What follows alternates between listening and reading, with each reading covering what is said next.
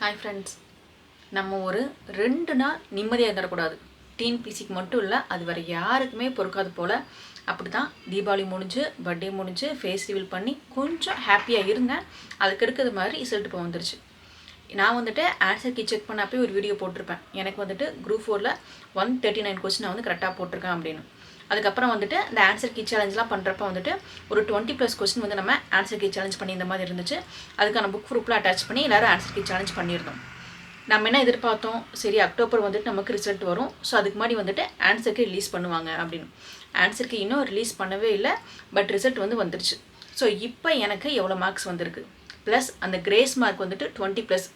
So அது வந்திருக்குதா இல்லையா?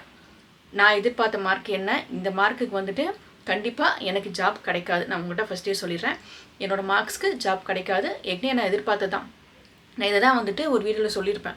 கண்டிப்பாக வந்துட்டு குரூப் 4 உங்களுக்கு 155+ அண்ட் 160+ போகும் கட் ஆஃப் அப்படின்னு. அதுக்கு நிறைய பேர் கமெண்ட் பண்ணியிருந்தீங்க, அவ்வளோ மார்க்ஸ்லாம் வராது, யார் அவ்வளோ மார்க்ஸாக எடுத்துருக்குறாங்க, நீங்கள் அவ்வளோ மார்க்ஸ் எடுத்தவங்க நம்பர் கொடுங்க, இதெல்லாம் போய் 140 எடுத்தால் உங்களுக்கு ஜாப் கன்ஃபார்ம் அப்படின்னு சொல்லியிருந்தாங்க நிறைய பேர். நான் அப்போவே சொன்னேன் 140லாம் வாய்ப்பே இல்லை அப்படின்னு. ஸோ இப்போ நடந்திருக்கிற நிலவரத்தை பார்த்தா அப்படி தான் தெரியுது. ஏன்னா என்னோடய ஓவரால் ரேங்க்கை வச்சு நான் சொல்கிறேன் 140+, 145+க்கு வாய்ப்பே இல்லை அப்படின்னு. ஓகே, இப்போ கம் டு த பாயிண்ட். எனக்கு வந்துட்டு எவ்வளோ மார்க்ஸ் வந்திருக்குன்னு பார்க்கலாம். எனக்கு வந்து கிரேஸ் மார்க் அப்படிலாம் எதுவுமே வந்து ஆட் ஆகலை. எனக்கு 139 கொஸ்டின் நான் கரெக்டாக போட்டிருந்தேன். எனக்கு அதோட ஒரு கொஸ்டின் கம்மியாக 138 கொஸ்டின் இப்போ நான் கரெக்டாக போட்டிருக்கேன். மார்க்ஸ் வந்துட்டு 207 மார்க்ஸ் என்னோடது டோட்டலாக. ஓவரால் ரேங்க் வந்து எனக்கு 10,000+ போயிடுச்சு. ஓகேங்களா, அது போயிடுச்சு. நான் சொன்னால் நமக்கு கன்ஃபார்மாக தெரியும் ஜாப் இல்லைன்னு. இந்த வாட்டி குரூப் 4 வேகன்சி வந்து நமக்கு 3,925 ப்ளஸ் அதுதான். அதில் நமக்கு டைப்பிங்லாம் லெஸ் பண்ணிட்டோம் அப்படின்னா ரொம்ப கம்மியாக தான் வேகன்சி வரும் மற்றவங்களுக்குலாம். ஓகேவா? ஸோ நீங்கள் முடிவு பண்ணிக்கோங்க. உங்களோட ஸ்கோர் வந்துட்டு 155+ இருக்குது, 150+ இருக்குது. ஓவரால் ரேங்க் வந்து உங்களுக்கு ஒரு 3,000க்குள்ளே வருது அப்படின்னா கண்டிப்பாக உங்களுக்கு ஜாப் கிடைக்கும். ஏன்னா 3,000 எங்கன்னா வேகன்சி இருக்குது அப்படின்னா உங்களுக்கு டைப்பிங், ஸ்டெனோ டைப்பிஸ்ட் அவங்களுக்குலாம் வந்துட்டு அதில் போயிடும் ஜாப்ஸ். ஸோ நம்ம உங்களுக்கு எந்த ஒரு இதுவுமே ஸ்பெஷல் கேட்டகரி நீங்கள் இல்லை அப்படின்னா நீங்கள் ஒரு 3,000க்குள்ளே ரேங்க் இருந்தால் உங்களுக்கு கண்டிப்பாக ஜாப் கிடைக்கும். சரி, அப்போ வந்துட்டு இந்த ஸ்டேட் ஃபஸ்ட் யார் எடுத்திருப்பா, இதில் ஃபஸ்ட்டு ரேங்க் யார் எடுத்திருப்பாங்கன்னு கேட்டால் கண்டிப்பாக 170+ போட்டவங்க இருப்பாங்க. நான் சொன்ன மாதிரி தான் போன வாட்டியே சொல்லியிருப்பேன். நம்ம வந்துட்டு 140 எடுத்துகிட்டு ஒரு இடத்துல உட்காந்து கும்பிட்டு இருப்போம், புக்கில் எங்கேருந்து கொஸ்டின் வந்துச்சுன்னு தெரியாமல். ஆனால் 170+ போட்டவங்களும் இருப்பாங்க அப்படின்னு. ஸோ ஒவ்வொருத்தரும் நம்ம வெளியே வருவாங்க பாருங்களேன். நான் வந்துட்டு 170+ கொஸ்டின் போட்டிருந்தேன். நான் வந்து 180+ கூட யாராவது போட்டுக்கலாம், மேபி நமக்கு தெரியல. இனிமேல் வந்துட்டு ஒவ்வொருத்தராக வெளியே வருவாங்க. இந்த அகாடமிலேருந்து ஒருத்தராக பேசுகிறதா இருக்கட்டும், இந்த மாதிரி ஒவ்வொருத்தரும் வெளியே வருவாங்க. அப்போ தெரிஞ்சுக்கலாம், ஓகே இவங்க வந்துட்டு இவ்வளோ மார்க்ஸ் ஸ்கோர் பண்ணியிருக்கிறாங்க அப்படின்னு. ஸோ நம்மளாம் இனிமேல் வந்துட்டு அவங்களுக்குலாம் கேட்டு தெரிஞ்சுக்கணும். ஏன்னா அவங்க வந்து கண்டிப்பாக வேறு ஏதாவது புக்ஸ்லாம் ரெஃபர் பண்ணி படிச்சிருப்பாங்க. ஸோ இதில் இருந்து படித்தாங்க என்ன, நம்ம வந்து அவங்களெலாம் பார்த்து கேட்டு தெரிஞ்சுக்கிட்டு அடுத்த குரூப் 4க்கு வந்துட்டு ஒன்லி ஸ்கூல் புக்கை மட்டும் நம்மனா போதாது அப்படின்னு நான் வந்துட்டு 100% இந்த வாட்டி உறுதியாக இருக்கேன். ஏன்னா போன வாட்டி ஸ்கூல் புக்ஸ் வந்து நான் அந்தளவுக்கு தரவாக நான் படிச்சுட்டு போயிருந்தேன். படிச்சுட்டு போனால தான் என்னால் வந்துட்டு 138 எடுக்க முடிஞ்சு. படிக்காமல் போயெல்லாம் யாரும் இவ்வளோ மார்க்ஸ் எடுக்க முடியாது. ஸோ என்னால் நான் முடிஞ்ச அளவுக்கு முழு எஃபெக்ட் போட்டு ஸ்கூல் புக்ஸை ஃபுல்லாக படிச்சுட்டு போயிருந்தேன், குரூப் 4 தானே அப்படின்னு சொல்லிட்டு.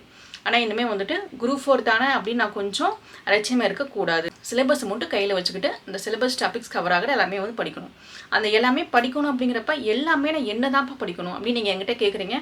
எனக்கே வந்துட்டு இன்னும் அதுக்கான விட தெரியல. இன்னும் வந்து அதை பற்றி ஒரு கிளாரிஃபை கிடைக்கல. ஏன்னா அவுட் சோர்ஸ் புக் அப்படின்னா எந்த புக் படிக்கணும்? இப்போ வந்து எக்ஸாம்பிளுக்கு நான் வந்துட்டு தமிழுக்கு ஆசான் புக் சொல்கிறேன் அப்படின்னா ஸ்கூல் புக்ஸில் இருக்கிற கண்டென்ட் மட்டும் தான் அதில் கவர் ஆகிருக்கும். நமக்கு வந்து குரூப் 4 தமிழ் ஸ்கூல் புக்ஸில் இருக்க தான் கேட்டிருக்காங்கன்னு கேட்டால் கண்டிப்பாக கிடையாது. அவங்க வந்துட்டு எங்கெங்கேயோ போய் எடுத்துருக்குறாங்க, ஒளிச்சோடி கொஸ்டின்ஸ்லாம் வந்திருக்கு. ஸோ அதெல்லாம் கவர் பண்ண மாதிரி அவுட் சோர்ஸ் புக்கு இன்னும் யாருமே தயாரிக்கல. அதுதான் உண்மை. ஏன்னா டிஎன்பிசி அந்த அளவுக்கு குரூப் 4 எடுத்து வச்சுருக்காங்க questions. So out source book இதை தான் படிக்கணும்னு இன்னும் யாருமே கரெக்டாக நமக்கு சொல்லவும் இல்லை, நம்ம இதை ஃபாலோ பண்ணுறது நமக்கும் தெரியல. ஸோ இப்போதைக்கு குரூப் 4 நிலைப்பாடு அப்படி தான் இருக்குது.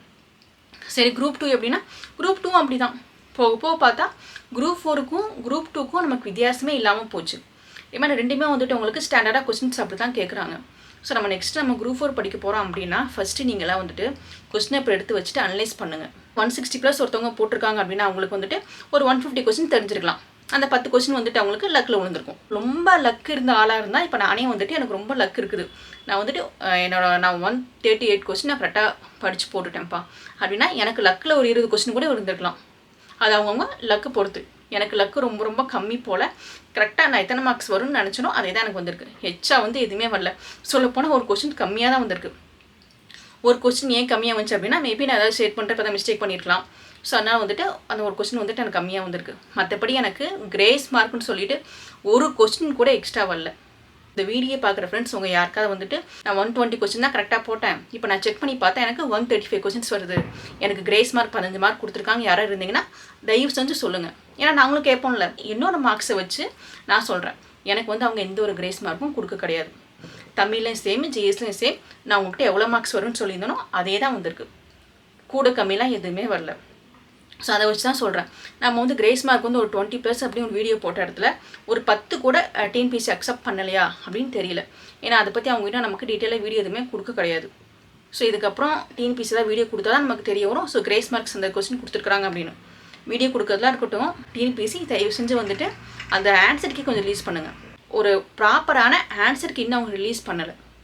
ஸோ அவங்க ப்ராப்பரான ஆன்சருக்கு ரிலீஸ் பண்ணியிருந்தாங்க அப்படின்னா கிரேஸ் மார்க் யாரும் எதிர்பார்த்துருக்க மாட்டோம். இப்போ நானே வந்துட்டு எங்கள் வீட்டில் எனக்கு ஒரு பூசை கண்டிப்பாக எனக்கு உண்டு. ஏன்னா நான் சொல்லி வச்சுருந்தேன், எனக்கு 139 கொஸ்டின் நான் போட்டிருக்கேன்ப்பா, கிரேஸ் மார்க் ஒரு 20+ வந்துடும் அப்படின்னா 160+. சரி இந்த வாட்டி இவளுக்கு ஜாப் கிடச்சிரும் ஒரு எண்ணம், ஒரு ஆசை இருக்குது தானே செய்யும். நான் அப்படி தான் சொல்லி வச்சுருந்தேன். சரி ஒரு 20 கொஸ்டின் வந்து நம்ம கிரேஸ் மார்க்ஸ் அப்படியே கொடுத்துருவாங்க, கிடைக்குதோ கிடைக்கலையோ சரி கிரேஸ் மார்க் வருதில்ல அப்படின்னு சொல்லிட்டு நான் சொல்லி வச்சுருந்தேன். எனக்கு மட்டும் இல்லை, இந்த குரூப் 4 எக்ஸாம் ரிசல்ட் பார்த்ததுக்கப்புறம் நிறைய பேர்த்துக்கு அவங்கவுங்க வீட்டில் இன்றைக்கி பூசு தான் நடக்க போகுது. என்ன பண்ணுறது, நம்ம இதையும் கடந்து போங்கிற மாதிரி கடந்து போயிட்டு தான் ஆகணும். நம்ம என்ன அவங்களுக்கு கேள்வி கேட்டாலும் என்ன இது பண்ணாலும் நோ யூஸ். நம்ம எச்சா மன உளைச்சலுக்கு தான் ஆளாகிறோம். விட்டுட்டு போகவும் முடியல, நம்பி படிக்கவும் முடியல. விட்டுட்டு போனால் நெக்ஸ்ட் என்ன பண்ணுறது, நம்ம வந்து இதில் ரொம்ப உள்ளே வந்துட்டோமே, சரி இன்னும் ஒரு அட்டம் ட்ரை பண்ணலாம், இன்னும் ஒரு அட்டம் ட்ரை பண்ணலாங்கிற மாதிரி மனசு அப்படி தான் சொல்லுது. ஆன்சர் கீ அவங்க திரும்ப வந்துட்டு எக்ஸாமோட ஆன்சர் கீ ரிலீஸ் பண்ணலை, ஆன்சர் கீ சேலஞ்ச் அவங்க அக்செப்ட் பண்ணிக்கல, கிரேஸ் மார்க் கொடுக்கல.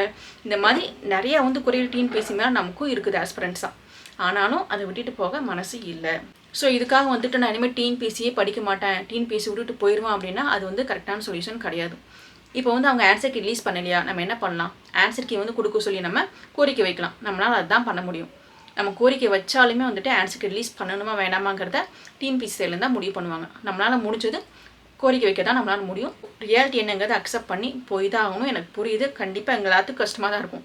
இப்போ எனக்கே பாருங்கள், இவ்வளோ பேசிட்டேன், நைட்டு கொஞ்சம் பயந்துட்டு தான் உட்காந்துருக்கேன். எங்கள் வீட்டில் வரப்போ என்ன ஆச்சு மார்க்குன்னு கேட்பார். என்ன பண்ணுறது, தலைக்கு முடிச்சுட்டு இருக்க வேண்டியதுதான், வேறு வழி.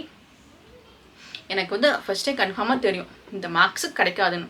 ஆனால் ஒரு நப்பாசை இருக்க தானுங்க செய்யும். சப்போஸ் டிஎன்பிஎஸ்சி வந்து 20+ கிரேஸ் மார்க் கொடுத்துட்டா, நமக்கு ஒரு லக் இருந்து கிடச்சிட்டா, அந்த மாதிரி எனக்கு ஒரு எண்ணம் இருந்துச்சு. நெக்ஸ்ட் என்ன பண்ணலான்னு இப்போதைக்கு ஒரு 2 days முன்னாடி தான் வந்துட்டு கொஞ்சம் மைண்ட் கிளியராக இருந்துச்சு. சரி ஓகே நெக்ஸ்ட் இதெல்லாம் பண்ணலாம் அப்படின்னு.